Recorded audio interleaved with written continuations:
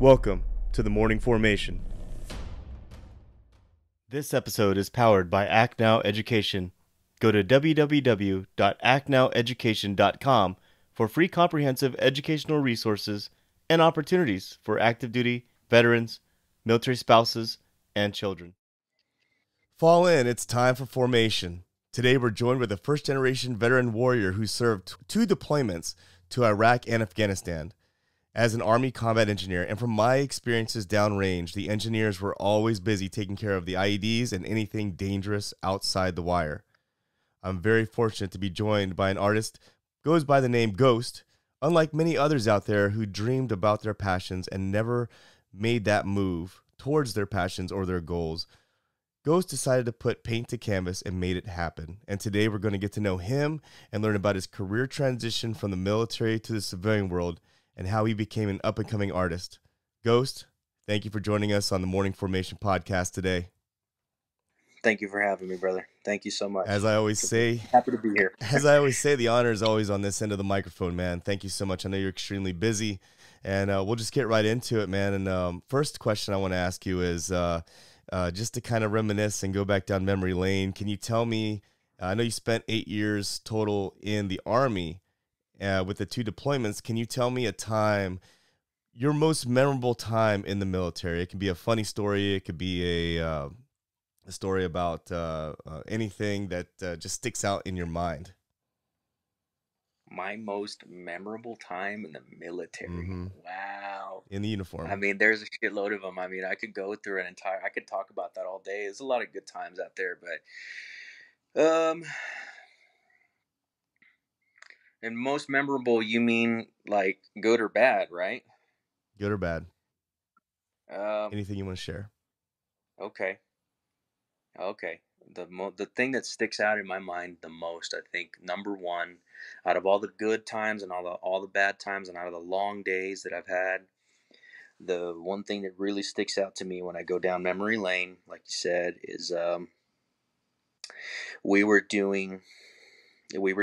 We were in Iraq, and we had just our brother unit had just taken some casualties. They lost 3 guys in an IED blast, and the entire fob, obviously, commo blackout, internet goes down, it's silent throughout the fob, and we know something's up. And so that night our squadron commander said, we're going to salute these gentlemen on their way out. And so the entire squadron, about 6,000 dudes, went out to the helipad, to the tarmac, right where the Blackhawks were, and it was night. It was about midnight. It was we were out there for hours. We were standing out there for hours and hours and hours waiting for the caskets to come through the tarmac and onto the helicopters. So we were out there waiting and smoking, right? Like over there, it's Mm-hmm. Finally it's about midnight, and we get into a giant formation, and the caskets are coming out of the that improvised that ambulance Humvee, right? Yeah. They're coming out of it, and I remember we are called to attention by our, squadron, attention, present arms, right? Middle of the night, and it had been so loud with all of us talking and laughing and joking, for hours and hours and hours. And at that moment, when they were loading the caskets, when they were passing by the entire formation, they were passing through the center of the entire formation like this, draped in the flag, and us with our arms up, presenting arms. I remember how silent everything was. It was a silent tarmac. It was filled with soldiers in a giant formation presenting arms to these fallen brothers being loaded into a helicopter. And I will never forget that silence. I will never forget how quiet that was. And it lasted for we had our hands up for a good while, for a good half hour too, while they were loading those caskets into those Blackhawks. Took us a while, and we did not drop. Nobody dropped anything for about a good half hour. And I remember, finally, order arms. We dropped, and that's when they started turning the choppers on and they started spinning up, and we were we were still at attention. We were still at attention all the way until the choppers took off. So that was another like half Right. hour, 45 minutes, and I'll always remember that. That's something that a lot of people don't experience, man. I Yeah. mean, I was talking about that yesterday to someone. Every time I was a platoon leader for a transportation platoon, and the reality of it all is that we experience things like what you just talked about, and the idea of not knowing what was going to happen once you left the wire, and having that letter inside your Kevlar was a real thing, and it's something that most people don't have to do, man. And I was talking to someone about that yesterday.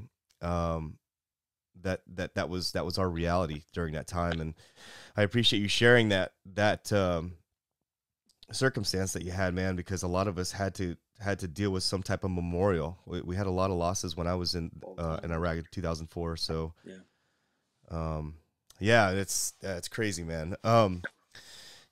Those types of experiences that you have, you carry with you when you transition into the civilian world, and you take with you. You can't ever wipe them clean of your memory, and you're always going to have that in the back of your mind and have that experience as well. At what point, Ghost, did you decide to become an artist? Where did your inspiration come from? And can you tell us like where it all started? Did it start when you were in the military, or was it before that? I've been drawing all my life. Like I said, I was talking about it a little while ago with you, and since childhood, since I can remember, I was always coloring. I was doing crayons. It evolved to color pencils, then it evolved into ink, sketchbooks, charcoal, graphite pencil, all throughout my adolescence. And then I joined the army, and I just kept on doing it in the army. I kept drawing while I was in the military too, and it was just a hobby. It wasn't anything I ever took seriously at all. I had my sketchbook with me everywhere I went, deployments, the field, everywhere. I had I was always doodling because it's to pass the time, right? It was a good boredom killer, and it was to pass the time. You get a lot of downtime in the field. You get a lot of downtime. Um, on deployments too. In between missions, you'll get some downtime, and it's just like, okay, cool. I'm just gonna doodle real quick. So it was always a boredom killer. It was never anything serious throughout my entire life. It started becoming very serious, and I started paying a lot more attention to it after I left the army. After I ETS'd after I got back from active duty in 2014, after my second deployment, I got back home late 2014, early 2015. So I was on terminal leave throughout that time. During terminal leave, that's the honeymoon phase, right? Terminal leave is great. You're flying through the clouds, man. It feels amazing. You're done. No more formations. No more PT. No more layouts. No more freaking bullshit PowerPoint briefs. No more safety briefs. None of that crap. You're just like, oh my god, like I'm free. I don't have to deal with it anymore. And then, then month 4 comes around, month 5, month 6, month 7. It's kind of like, you ever get tired of being on block leave, or you ever get tired of being at home for too long, and then you get bored and you have to go back to work because you're Yeah. going crazy? Okay, now at around month 7 or 8, that feeling starts to you start to get restless. You're like, okay, well, I've had a nice little break. This is cool and Mm-hmm. everything, but I need to get back Yeah. to work, right? You're not going to get back to work, bro. You ETS, that's it. It's over. Like, okay, so you need to find a new mission. Well, as soon as I started, as soon as I got back home in 2015, everything kind of just crashed and burned for me, man. Everything fell apart. My life fell apart. I started, man, my alcoholism got out of control. Started affecting my work. It started affecting my relationships. It started affecting my school. I was taking some classes at the local community college, and so it was starting to take over my entire life, and my depression and my nightmares and all the shit that had built up, and now I'm sort of dealing with it full Mm. time. Now it's all taking its toll. Right now, right when I'm trying to like start a new chapter in my life, now it's all like everything's just kind of coming apart. And so I was having a really hard time. I was a mess. and um, pretty desperate for something new, man. And it was a really dark time for me. And one of the things that I said I always wanted to try was painting. I had never tried painting before. I'd always drawn my entire life, sketching and doing charcoal. But I said, it's now or never. Like, I don't have anything to lose anymore.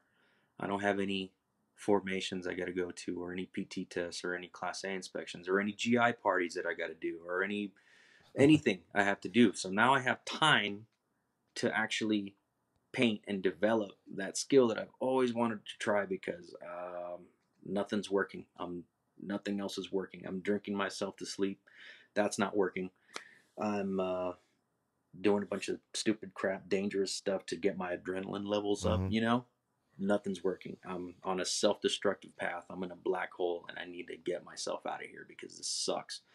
Um, and so yeah, I decided to change that. I made a choice to say, I can't do this anymore. I can't go on living like this anymore. I'm gonna kill myself like this. So that's what really sparked that whole the whole thing about us becoming an artist and doing the painting full time. It was either you become a really good artist, or you just, I don't know, you crash and burn, or you throw your life away. Which one do you want to do?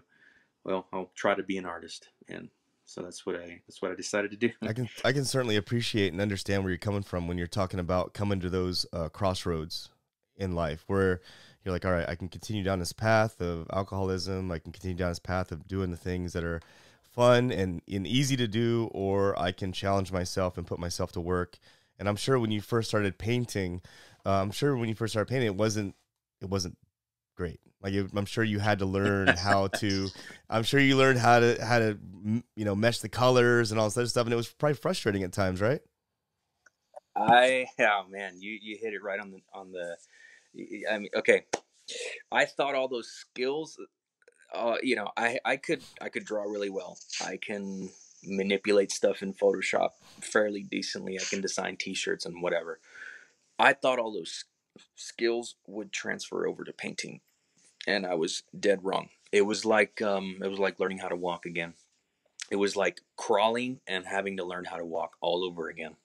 The skills did not transfer, and I would say my first 2,500 paintings didn't look good at all. They sucked. They were terrible. But I didn't want to quit, and I just wanted to. I don't know, man. Okay, it was more of a feeling that I got when I painted. Okay, it didn't really matter what the hell it looked Right. like. Okay, that doesn't look like a Black Hawk helicopter. It looks like shit. But I felt better. I felt Right. better. I didn't feel like I wanted to drink myself to sleep that night if I had painted something, right? Right. If I had just tried to do it, I might have messed up 5 paintings that day. But since I tried to do something that day and get something out of me and get ideas out of my head, then that night was a little easier. I was like, I don't need to. I don't need to. I don't need to drink. I don't need to get wasted tonight. I'm good tonight. I'm gonna try again tomorrow. And so then I would wake up the next day and I said, yeah, it's all right. I'm gonna get around to it. I'm gonna try it again, and Yeah. again, and try it again and again and again, and just it kept going and it grew like that. Things just started to get better for me.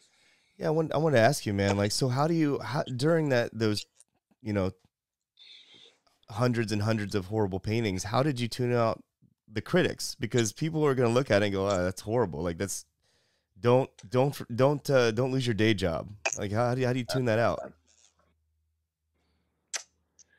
I would say it's easy for me, but I know it's hard for a lot of people. It's the biggest obstacle for a lot of people. Like I mentioned, people are so scared of that. People are so scared of rejection and, oh, it's not going to look good. I don't want to show my friends. I'm going to be embarrassed. Being judged, right? Um, I remind people, well, you're the one that's trying. You're the one that's on that path. You're Right. the one that's building that skill Right. and trying to get better and better. So you're not failing. If you're learning, Bob Ross said it. Bob Ross said the same thing. He said, if you're learning, you're not failing. So with every single shitty painting that you do, that you trash or you throw in the garbage or you light on fire, whatever, you fucking smash it into pieces, whatever you do to it, if you learned a little bit from that painting, you're incrementally building that skill, and it's getting better and better and better every single time you try it.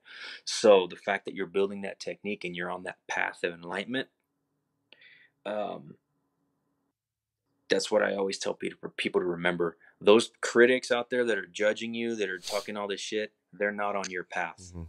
They're talking all this crap because they're sitting comfortable where they it's are. easy. They're content in their lives. It's easy for Yeah. them. It's easy for them to look at you and judge something that you're trying to do, and you're trying to get better. You're trying to improve it from where they're sitting. It's easy for them, and it's impossible for them. Mm-hmm. That's why they're talking all that crap. Mm-hmm. They'll never be able to do it. They're always going to be too scared to take that leap like you are. Right. So you're taking that leap, and you're going out there and you're trying to get better. So don't worry about what they think. Fuck them. That's what I say.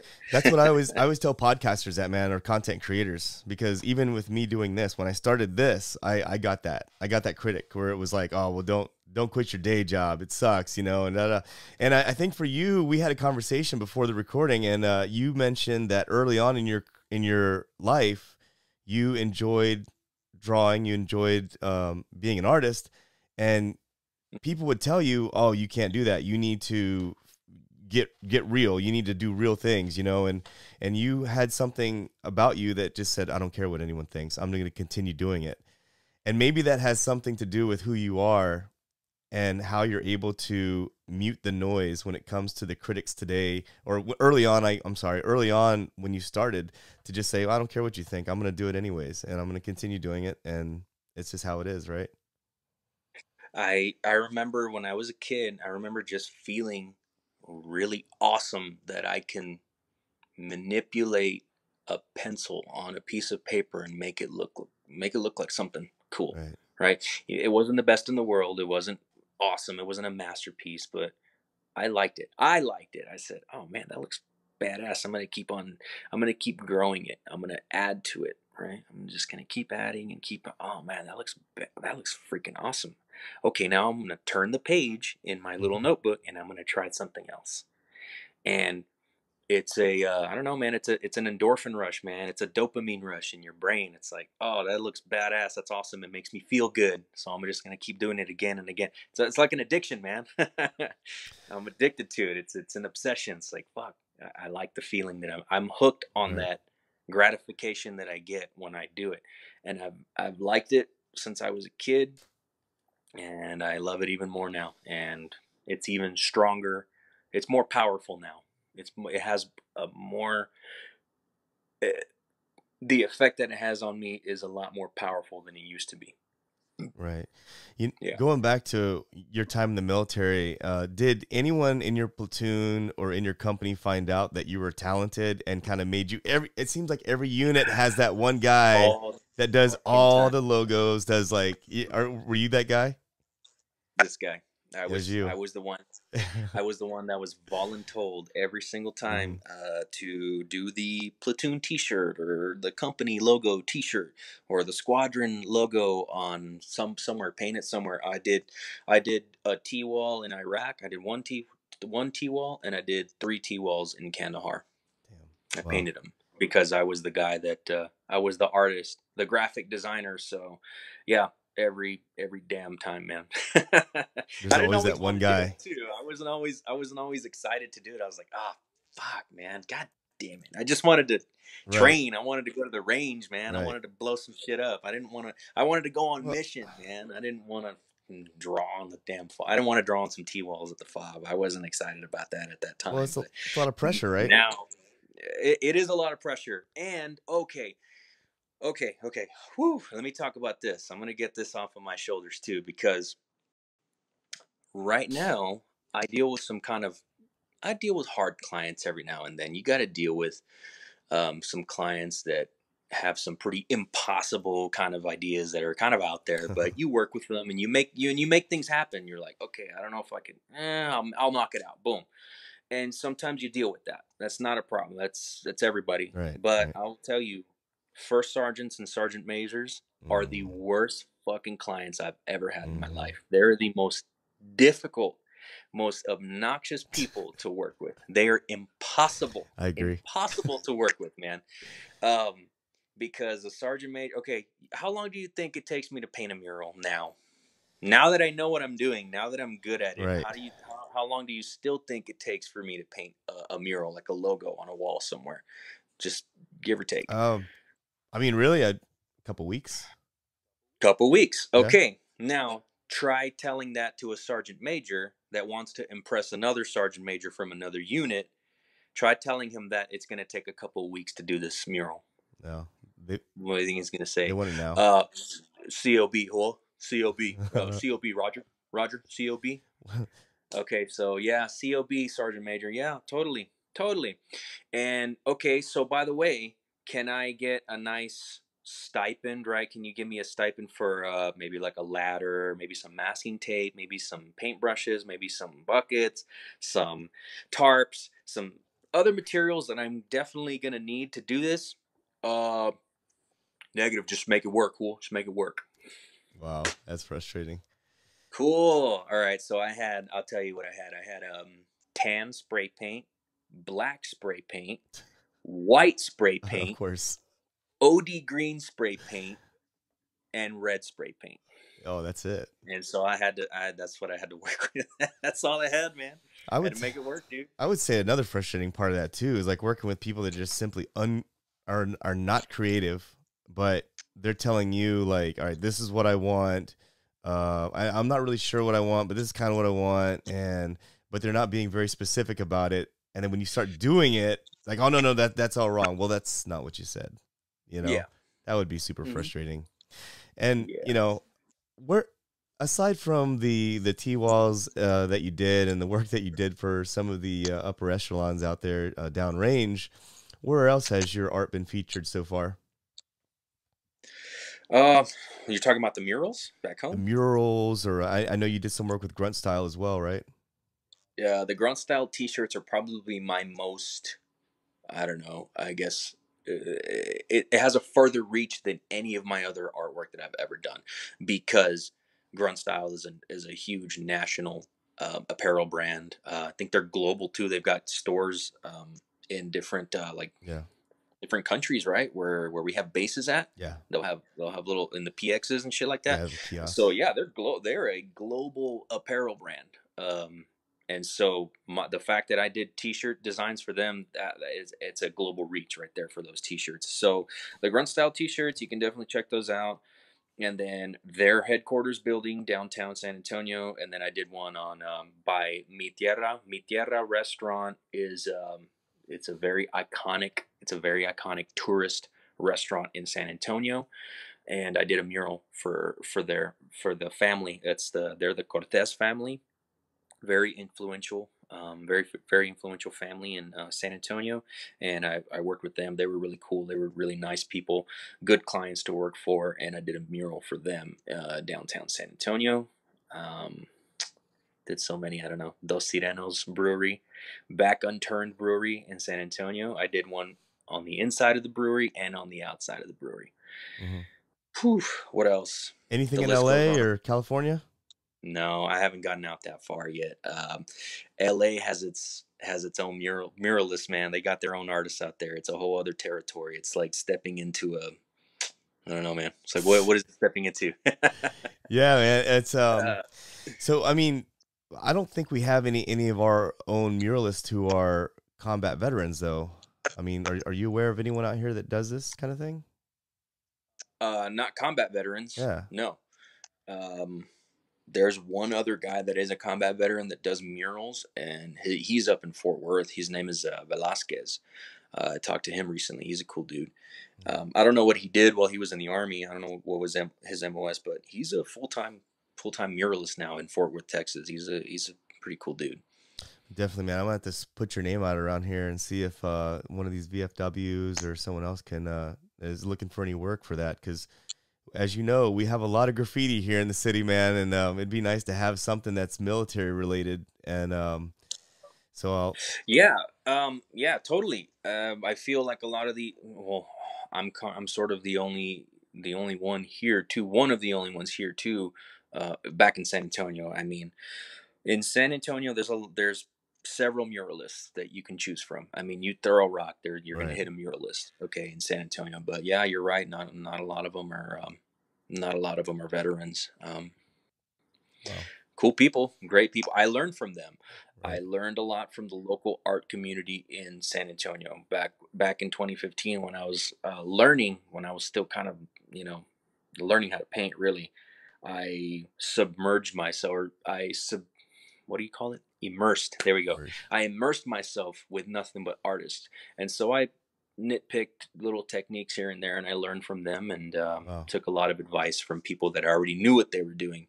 So I owe a lot to the local art community in San Antonio for kind of taking me under their wing and teaching me a little bit here and there. Um, as far as military artists or military muralists, I don't know of very many others. Yeah, we need to get your name out there, man. While we're, I run this on YouTube as well. While we're talking here, do you mind if I throw up some of your artwork, and just kind of Go ahead. show people Go out ahead. there, man? I tell you, and the reason I say that is because that's what caught my attention, man. I was just scrolling through Instagram, and I saw your artwork, and then I went to your YouTube, which I'm gonna post all these links down in the show notes. So if you're listening to this on the podcast or you're watching this on YouTube, scroll down to the bottom. You're going to find all the links to do this. But watching you create your work was absolutely amazing to me. And I thought, man, I got to reach out. I don't even know if this guy's going to respond to me, but I got to reach out and I got to see if I can get in contact with Ghost because, for one, you're one of us. You're a military veteran. And on number two, your work is extremely, extremely well done, attentive, and it was beautiful, man. I was like, I got to get a hold of this guy. So I'm gonna post up some of your work while we're talking here, and try to get your name out there, man, because I'd love to see some of your work out here in Southern California as well. Ghost, you've talked so much about where you came from and how it all started for you.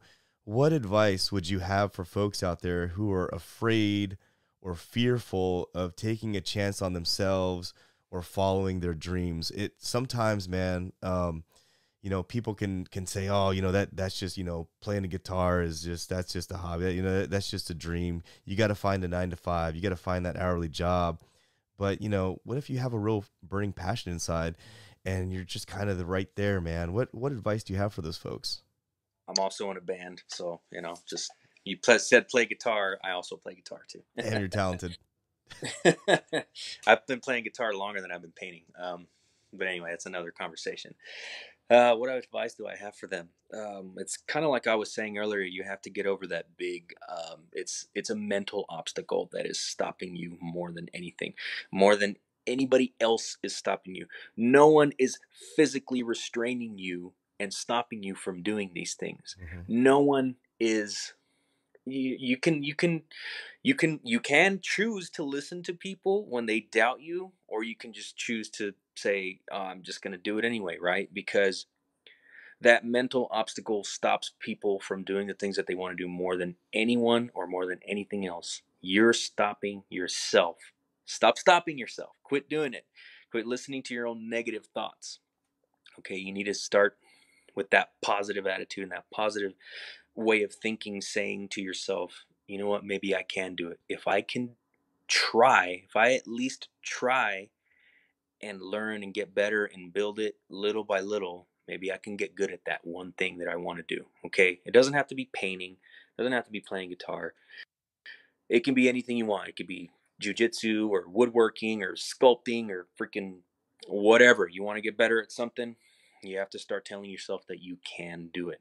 Once you start telling yourself that you can do it and you believe that you can do it, it's a lot easier than you think it is. It really is. I remember when I started painting and when I was really horrible at it and it was terrible. Um, from the time that I painted like my first one, which was really shitty, to like my 15th one, to my 35th one that was really crappy and I didn't like them. Let's say to the time that I really started liking my artwork, it was about maybe a year, maybe a year and a half, 2 years until I really started really started understanding and getting the hang of things. And so when you look at a long enough timeline, like, I don't know, your life, Right. 2 years isn't It's shit, nothing, right? right? It's nothing. It passes by like that. And I was Mhm. done. I was, and you can compare it too. You can track it. You can say, fuck, that first one that I did 2 years ago. And look at what I'm doing now. Oh my God. It's because you got to keep going. And it's also consistency. All right. Mhm. So that's number two. One is positive thinking, get over that obstacle in your head. And two is consistency. And you know who will tell you the same thing is personal trainers, man. Like Yeah. PT Right. instructors, they'll tell you the same thing, man. You want to get in shape, you want those abs, you want to be fit. You got to be consistent about it, man. You got to diet well, and two, you got to work out consistently. You can't just expect results like this. Okay? So Yeah. that's the other thing people like. Three, I think number three is you got to be a little patient with yourself, okay? Right. Don't don't be that guy or don't be that person that's expecting instant results, because it ain't gonna happen. All right. um, Instant results are for, I don't know, man. No, they're not. Who really honestly expects instant results with anything? Yeah. I mean, you look around, I mean, think about it. Nothing good that happens in your life happened like that instantly. Everything's kind of gradual, right? Right. And that's what you have to really understand about your new skill that you want to take over, or the new skill, that new thing that you want to take on. You're not going to get good at it in 2 weeks or 6 months. It's going to take you a while of consistency, right? Right. Consistency and learning to really get good at that one thing that you want to do. So give yourself some time, be patient with yourself. It's not going to happen right away. So, but it'll happen gradually, incrementally, and you'll be happy with the results, in a lot sooner than you think. So, in my mind, I thought it was going to take 30 years to get to the level that I'm at now. I thought it was going to take, oh my God, I can't ever paint like that. I can't ever do it. That's bullcrap. Just keep painting every day. I mean, come on, just keep doing it, and it'll happen, man. It'll happen. So one of the metaphors or the analogies that I was using earlier was the whole language thing when you're a kid, right? Well, let's think of another metaphor, right, for people to really understand what I'm saying about Hmm. an obstacle in your head, that positive mentality. Okay, so imagine that the inside of your brain is a big lot of property, right? Like you've got a big lot of land, you got acreage, right? Hmm. And some parts of it around your house and what you kind of maintain that, right? You cut the grass, you trim the trees, you trim your shrubs and all that stuff. You do landscaping around this circle around your house, right? And that's the stuff that and you're familiar with most of the time. Out there on the rest of your acreage and your property is sort of like unknown regions that you Right. know it's there, but you don't really go there. You don't really venture out there. And the whole drawing thing, everybody, every single person on earth um, took a crayon at one point in their life and started coloring with crayons in a little coloring book and drew something, drew a little star, drew a little sun or a dolphin or something, right? When Right. they were a little kid with a crayon at some point. Yes, they did. That part of your land right there, that's that part that's gated off and it's overgrown and you don't really go over there anymore. It's not well kept, right? Right. The gate is rusty, that fence is rusty, that chain and that lock on that fence is all rusted out. You used to go over there when you were a kid, but you haven't gone over there in a very, very long time. Now, when you want to build that skill, and you want to do that thing again, you got to go over there. You got to break that rusty ass lock off and that rusty chain off of that fence, open it up, and you got to go in there. And there's a lot of work to be done. A lot of work. You have to cut all that shit down. You got to clear it all out, Right. and you got to work at it and work at it and rejuvenate it, revamp it up. And so you can revisit that place in your head and you can really do it, but it takes a lot of work to get it back to that level that you want it at. You're such a visionary, man. I was, That makes yeah, sense. no, I was sitting here in my own mind imagining what you were explaining. And I was like, first I was like, where's he going with it? And then I started seeing it. Yeah, I totally get it. Like you've got the nice square chain link fenced area that you groom and you take care of, but then you've got that area Yeah. outside that in my mind as you were talking about it, I could vision actually in my mind what you were talking about, man. And that's actually a very great image that you painted there. And I think that's spot on, man, with where a lot of people are. And going back to what you mentioned, man, the three things that you need to do to be successful. You know, my old man used to tell me all the time, you know, nothing happens overnight.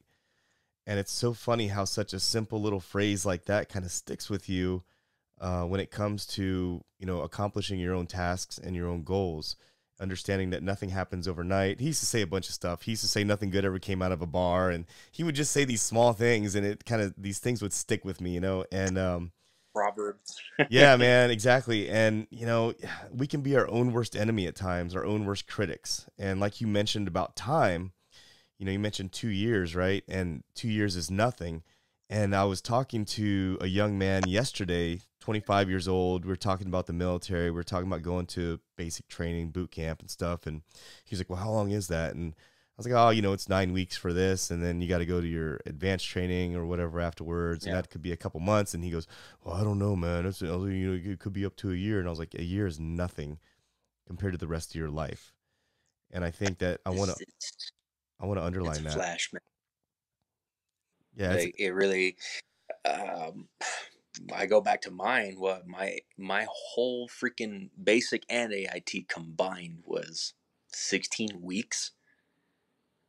yeah, Hey, it's nothing. are you kidding me? That passes by. That's like a day in Right. reference to like to how your whole life is gonna pass by. Oh yeah, 16 weeks is like that nothing. is like microscopic, man. That's nothing, bro. Oh my god. And so yeah, it's when I look back at it, I'm like, man, what the hell? One of the things I want to underline as well before we move on to the next question here that I have, and I want to learn about what you got going on over the horizon, was I want to underline decisions. You mentioned earlier that you had decisions when you left the military where you could have gone farther into drinking alcohol and doing some of the things that you probably shouldn't be doing, and you chose to immerse yourself into art to a point to where you honed it and everything. And for me, that was Brazilian Jiu Jitsu, which is also sort of another art. And I was going through some rough It times is. when I got out of the military, and I was just working with another guy one day, and I had wrestled in high school, and I was working with him. We were talking, and he was like, "Man, you know, I really want to get into Brazilian Jiu Jitsu," and I was like, "You know, I do too." And next thing you know, we're like, "All right, well, let's learn together." And I was like, "Okay." Yeah. So we both helped each other out, got us into it, and then I ended up training like 3 4 days a week. Was going to competitions because I, just like you, I knew that I was at a crossroad where I had to decide, like, what am I going to do with my extra time? Yeah. And I wanted to do something that was going to be beneficial, is going to be of value, that I was going to have something to show for. And I chose Brazilian Jiu Jitsu. I ended up doing it for like 11 years, man. And it was a total passion of mine before the pandemic hit. And I'm just now getting back into it now. So I completely identify with what you're talking about with that. And I wanted to underline that for the listeners out there. Yeah. You know, if you transition out of the military, find that thing that makes you happy, that makes you fulfilled, instead of, you know, choosing to do, you know, other things that may not be able to provide you any value at all in the end, like, you know, drinking and drugs or anything like that. But so I just wanted to underline that, Ghost, because you brought up a very, very good point Yeah. earlier. And I wanted to ask you, man, like over the horizon, what do you have going on coming up? Coming up, well, like I said, I'm still working on commission pieces all the time. I get DMs, I get messages over Facebook and social media asking about, you know, how much would this painting be, how much would that mural cost, or how much would this logo cost. So I'm still doing the art thing. Um, Not full time though. It's more of like a side hustle now. But right now, over the horizon, the biggest thing that I'm working on is the art show for November. I'm putting together an art show working with Grunt style, and it's actually going to be there at their downtown location in San Antonio. And I'm pretty much in charge of getting all the artists together, compiling all the artists together, and building the exhibition space. I'm going to convert their I'm going to convert their first floor into a gallery, Or- an art gallery. So that's what I'm working on in the near future. It's amazing, man. Absolutely amazing. And like I mentioned before, I'm going to post all your social media platforms in the show notes for this. So folks listening, make sure you scroll down to the bottom and check him out on Instagram. That's where I found him. Instagram is a visual social media platform. So of course, for guys like Ghost here, I mean, it's perfect for him. It caught my eye. And then I started doing a little more research into YouTube, and I was like, God, kind of fell in love with his work, man. And I was like, got to get a hold of this guy. And for people who are looking to connect, besides the show notes that I put down there, if someone's looking to connect with you, Ghost, or looking to do some work, where can they contact you? Do you have an email address or a website or anything like that? The easiest way to contact me is probably through email. I'm going to get that on all my devices, and the email is probably the easiest thing for me to access. It's all one word, ghostcustomart@gmail.com. Reach out to me at any time. I don't really have any set hours. I don't get offended if people message me at odd hours and stuff like that. Usually that's when people start thinking about their ideas, and like they message people, and Right. I get a lot of odd hour inquiries, and I don't mind that at all, because I'm either up painting, I'm either up designing T-shirts or sketching something else out, or practicing on a guitar. I'm doing something. I'm very I don't know. I'm very the wheels are always spinning up here, man. Right. But in a good way. But in a good way, not in the way that they used to always be spinning, but in a very positive, very productive way now. Um, so I stay busy, and so if anybody wants to reach out and contact me about doing some work, ghostcustomart@gmail.com is the easiest way to do it. Then there's also the social media platforms as well. Awesome. Sounds great, man. Hey, so Ghost, before we finish out this episode, is there any final pieces of advice or anything that you'd like to tell our listeners out there? Uh, oh man, Kind of open ended. there's a lot I could say. Right. I mean, yeah, there's a lot I could say. Positive thinking, man. Transforms. It really transformed my life, and it'll transform anybody's life if they kind of change their perspective around, and change their outlook and their attitude around, or for the way they want to deal with things.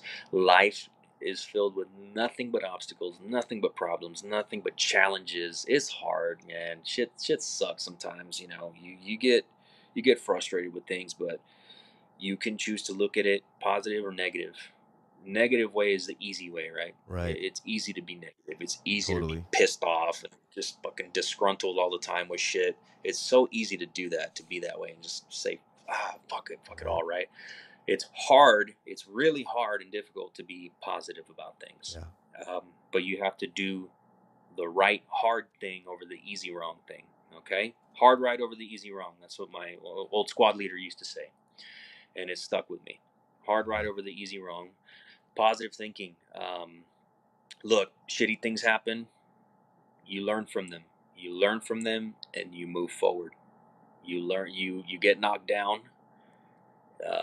You learn. You take it in any positive way that you can, and you learn from that experience, and you get up the next day and you move. You charge forward, man. That's it. Positive all the time. It'll That's change everything in your life if you think that way. It's a great piece of advice, man. I am one of those people who at times have been very negative about things, and even with, it sounds crazy, man, but even with like customer service and like things like Yelp, like I go out of my way to try to provide positive feedback because the world is so full of Yeah, critics man. and people that are negative about things. And you know, when I started changing my own mindset, it really changed how I felt about myself and who I was. Mhm. So Ghost, I really appreciate that piece of advice to final things out. There were so many great things that you talked about here today. And for the listeners out there, I really hope that you're able to resonate with Ghost's overall experiences, his background in the military, and all the trials and tribulations, the obstacles that he's had to come over as well. A lot of us have been through it in our own lives. And Ghost, it's been an absolute honor to have you on the Morning Formation podcast. Thank you so much. It's a great conversation, sir. Thank you very much for having me, man. It was awesome. Folks, make sure you go down to the show notes, check him out. He's got a lot of great pieces of art out there. If you're someone in another city looking to get some type of military style of mural done, he's the man to call. Combat veteran, been to Iraq, been to Afghanistan, has been through all the tough times, 8 years in the Army, combat engineer. I mean, this is your man right here. So with that being said, folks, thank you for joining us here on the Morning Formation podcast. Ghost, has been an absolute honor. For everyone else out there, I want you to stay tuned, stay focused, and stay motivated. Warriors, fall out.